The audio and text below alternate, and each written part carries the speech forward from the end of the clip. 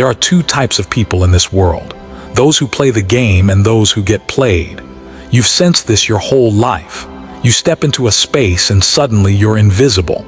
Meanwhile, certain individuals own the room without uttering a single word.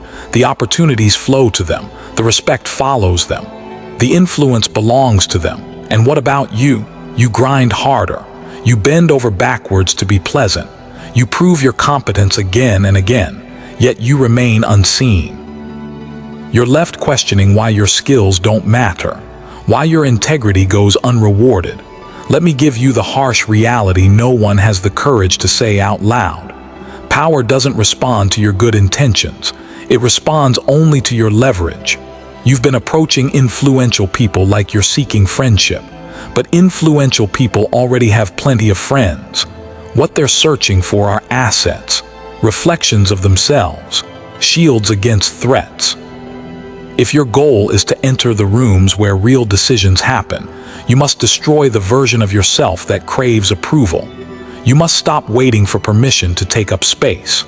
Niccolò Machiavelli penned The Prince more than 5 centuries ago, not as a handbook for villains, but as a blueprint for understanding reality. He grasped that human nature fundamentally runs on self-interest, fear, and ego. Ignore this truth and you'll forever remain a pawn. Master it and you become the hand guiding every move. Over these next several minutes, we're going to tear apart every lie you've been fed about building connections. We're about to dive into Machiavelli's 13 ruthless principles of influence. These aren't suggestions, they're psychological tools of warfare. By the time we finish, you'll never look at someone powerful and see a figure above you. You'll see a riddle and you'll possess the only key to unlock it. But I'm warning you now. Once you recognize how the strings are pulled, there's no going back to being the puppet. Most people stumble because they reach out to power with empty hands, practically begging. They believe connection means just being authentic. That's a fantasy. Authenticity is a privilege reserved for those who have already claimed power. For everyone else climbing upward, connection demands strategic shape-shifting. It's about transforming into precisely what the other person needs to witness. Until you've woven yourself so deeply into their world that they can't operate without you.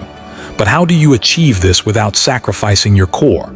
How do you shape the perception of elites without turning into a groveling follower? The secret lies in a psychological principle known as the void.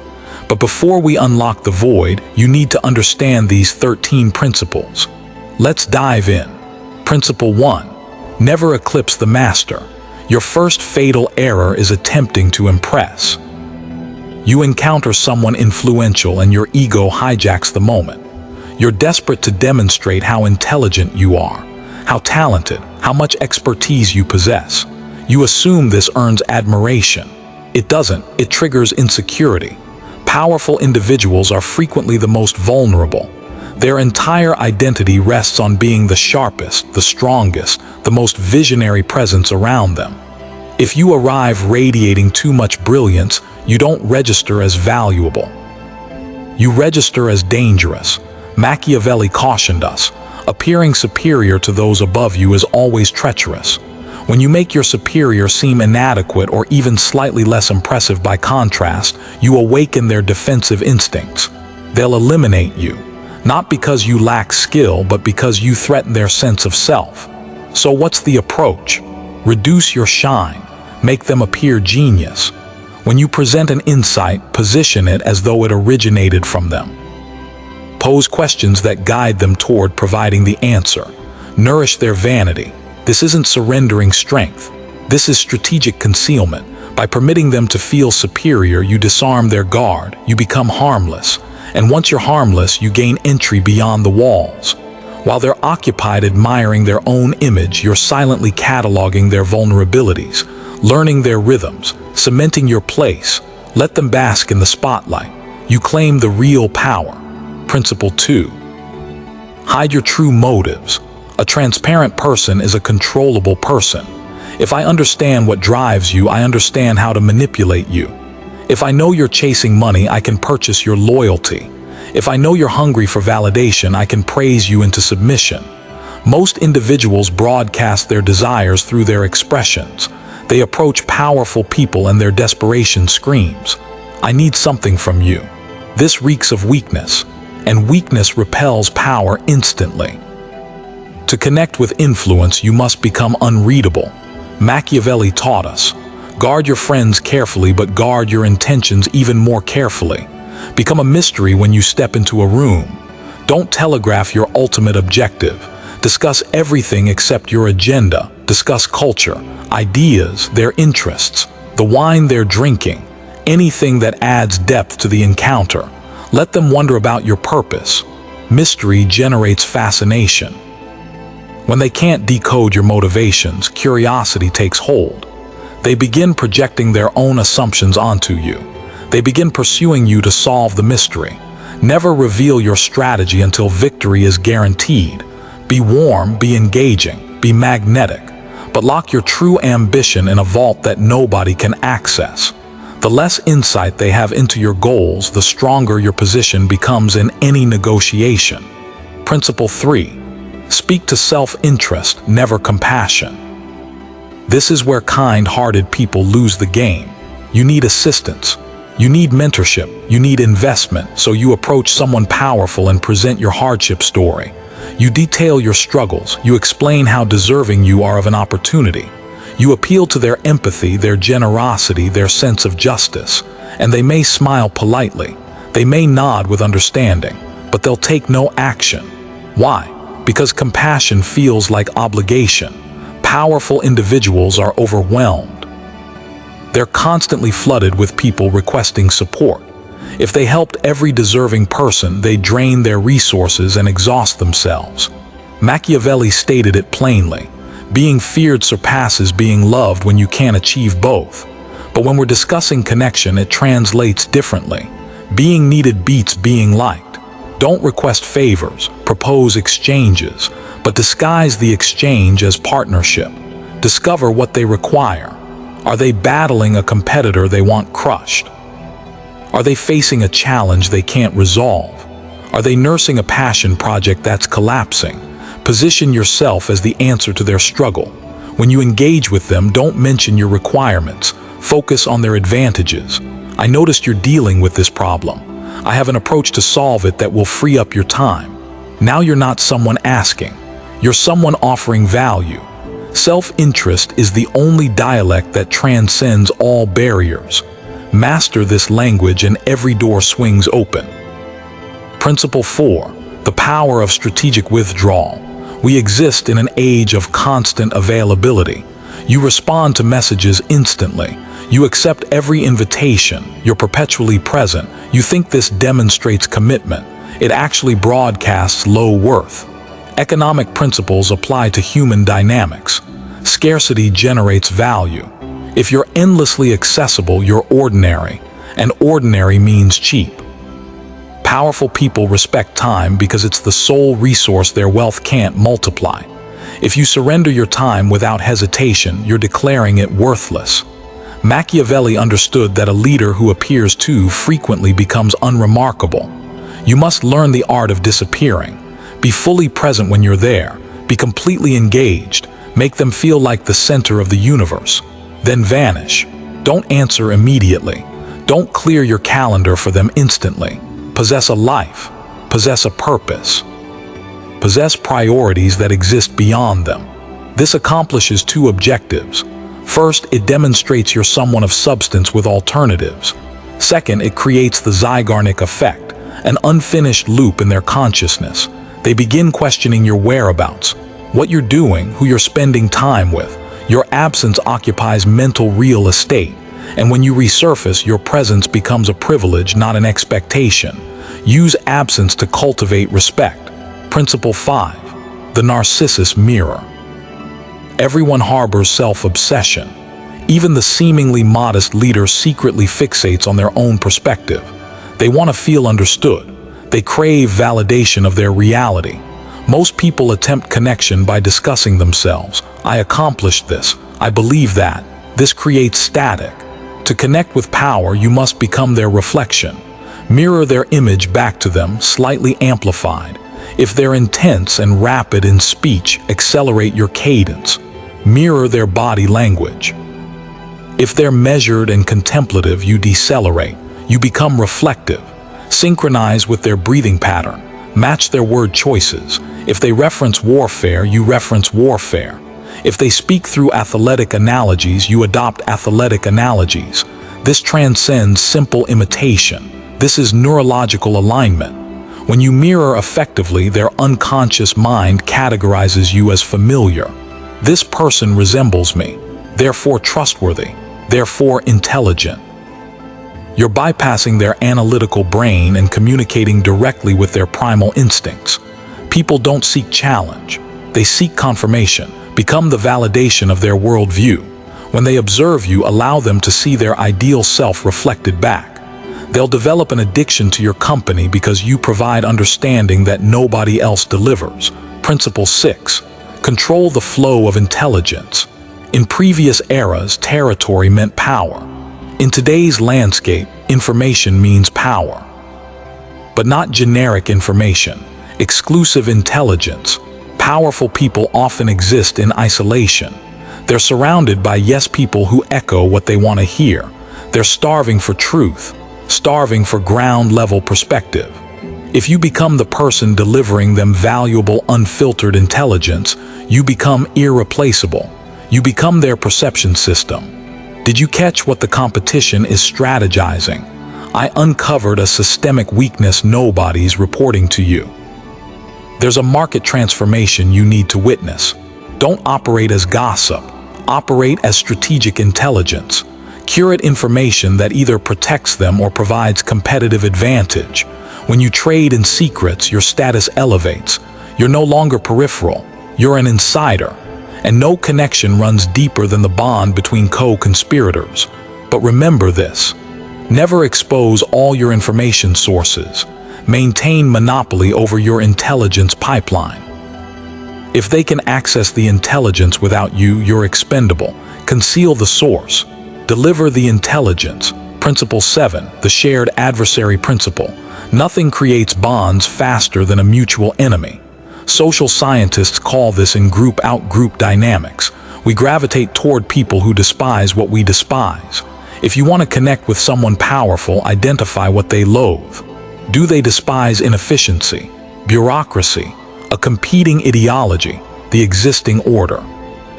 Align yourself with that hatred. Validate their frustration. I can't believe how mediocre everything has become. It's exactly what you've been saying. When you validate their enemies, you validate their battle. You validate their importance. You're communicating. I recognize the monster you're fighting and I'm here to arm you. Be strategic not to appear purely antagonistic. It must feel like righteous anger. We're the clear-sighted few in a world gone mad. This cultivates an exclusive dynamic between you. Us against them. And in the trenches of that perceived war, unbreakable loyalty forms. Principle 8. Feed their illusion. Machiavelli recognized that people don't inhabit reality. They inhabit fantasies of who they believe they should be. The ruthless executive wants to see himself as a caring patriarch. The chaotic creative wants to see herself as a disciplined visionary. The uncertain politician wants to see himself as a savior. Your role is identifying their fantasy and playing the supporting character. If they want to be the sage, you become the hungry learner. Request their guidance. Let them teach you. Let them feel wise. If they want to be the rebel, you become the partner in crime. If they want to be the monarch, you become the faithful servant. Don't force them to confront their reality. Reality brings pain. That's why they've accumulated wealth to insulate themselves from it. If you're the one person who sustains their illusion, they'll defend you fiercely. Because if you depart, the fantasy shatters. You become the foundation supporting their self-image. This sounds exploitative because it is. But remember, we're not discussing friendship. We're discussing connecting with power. And power is performance theater. Learn your role. Execute flawlessly. Principle 9. Master emotional transformation. Powerful people carry immense stress. They bear the weight of organizations, employees, millions in capital. Their internal landscape is frequently turbulent with anxiety and pressure. Most people amplify that turbulence. They arrive with problems, drama, urgent demands. To become indispensable, you must embody calm. You must become their emotional stabilizer. When they're panicked, you're composed. When they're furious, you're grounded. You must learn to absorb their chaos and return clarity. I understand the situation. Here's the resolution. It's handled. Those 3 words, "it's handled," are the most seductive phrase you can speak to someone powerful. You're lifting the burden from their shoulders. You become refuge. They'll start craving time with you, not because of business transactions, but because of how you make them feel. You make them feel secure. You make them feel in command. In a universe of chaos, become stillness. In a universe of flames, become water. If you can lower their stress hormones, you can raise your value infinitely. Principle 10. Embrace formlessness. Machiavelli praised the fox for adaptability. Bruce Lee declared, "Be like water, the rigid shatter, the flexible endure." When engaging with power, you cannot possess a fixed ego. You must be situation adaptable. Some moments demand aggression. Some moments demand submission. Some moments require leadership. Other moments require followership. Don't attach to a singular identity. If you insist on always being yourself, you'll collide with people who don't match your pattern. Formlessness is protection. Without fixed shape, you can't be struck. Without fixed shape, you can slip through any opening. Adapt to the culture of whoever you're connecting with. If they're formal, dress formally. If they're casual, dress casually. If they drink whiskey, you drink whiskey. Eliminate friction. Make assimilation into their world effortless. The perfect infiltrator is indistinguishable from the locals. Blend seamlessly so you can emerge powerfully when timing matters. Principle 11. Cultivate dependency. This is the supreme Machiavellian principle. Make yourself essential to those above you. If they could replace you with a job posting, you're vulnerable. You must integrate yourself into the architecture of their success. Identify a responsibility they despise, but that's critical to their survival. Master it completely. Assume ownership of client relationships they can't risk losing. Hold access to systems only you comprehend. Become the bridge connecting them to something they desire. If you're the bridge, they can't destroy you. Don't teach them your methods. Keep your expertise exclusive. The deeper their reliance on you for stability, the greater your leverage. Independence is illusion in networking. The objective is mutual entanglement. You want them waking at 3 in the morning thinking, what would happen if this person disappeared? Once that thought occupies their mind, you've succeeded. You can request the promotion. You can request partnership. Because you're no longer expendable, you're vital. And you don't remove your own vital organs. Principle 12. Frame the choices. The most powerful person in any room isn't the one issuing commands. It's the one who designed the menu.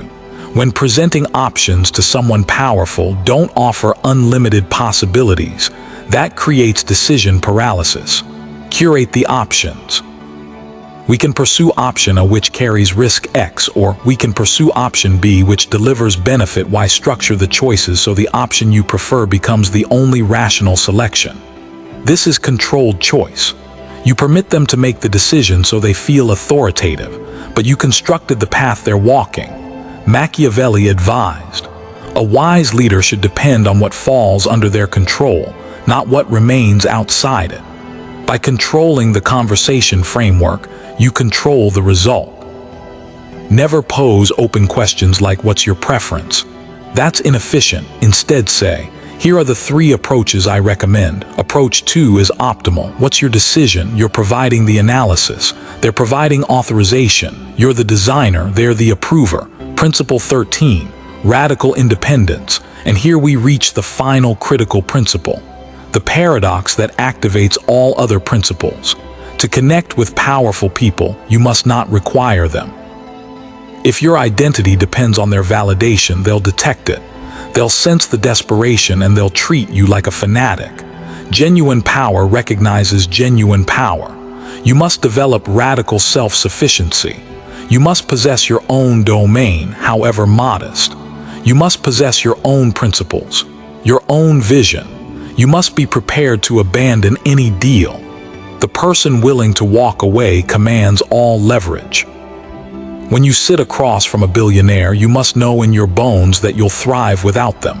You're not there to extract. You're there to exchange. This energy transformation changes everything. Your voice deepens. Your eye contact intensifies. You stop fidgeting. You become unmovable. And that solidity is magnetic.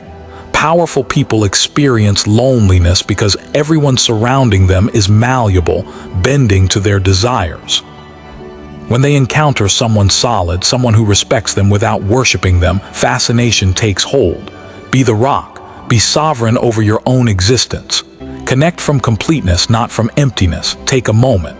Let these principles settle. I know what you're thinking. This feels calculated. This feels cold. This feels manipulative. It is. But observe your surroundings. Examine the world you inhabit. Look at the structures of your organization, your government, your society. Do you believe they were constructed on warmth and honesty? Or were they built on strategy, leverage, and understanding human nature? You face a choice. You can remain naive. You can cling to the belief that the world should operate fairly. You can stay passive, complaining about circumstances, or you can seize control. Machiavelli wasn't malicious. He was truthful. He stared into the darkness of human behavior without flinching. He recognized we're driven by fears, ego, the hunger for security. Applying these principles isn't about harming people. It's about understanding them deeper than they understand themselves. It's about addressing their shadows, not just their facades. When you apply these principles, everything shifts immediately. You stop being overlooked. You stop searching for rescue, and you become the strategist. You realize powerful people are simply players who learned the rules before you did. They're waiting for someone authentic, someone who comprehends the game to walk through that door. That someone is you. These 13 principles aren't restrictions, they're liberation.